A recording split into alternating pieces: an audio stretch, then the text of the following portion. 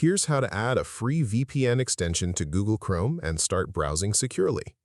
Open Chrome and go to the Chrome Web Store. You can get there by clicking the three dots in the top right, hovering over Extensions, and selecting Visit Chrome Web Store. In the search bar, type VPN.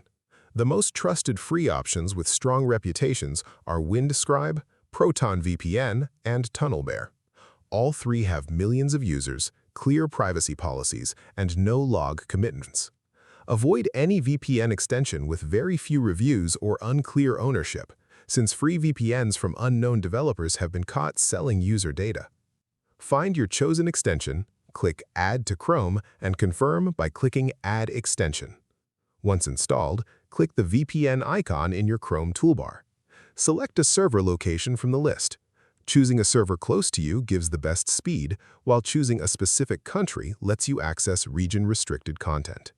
Click Connect, and your traffic will now route through the VPN. The free tiers of most VPNs have a monthly data limit. Use it for sensitive browsing and switch it off for regular high-bandwidth activity like streaming to preserve your allowance. If this helped you out, hit that subscribe button for more straight-to-the-point tutorials on Step by Click.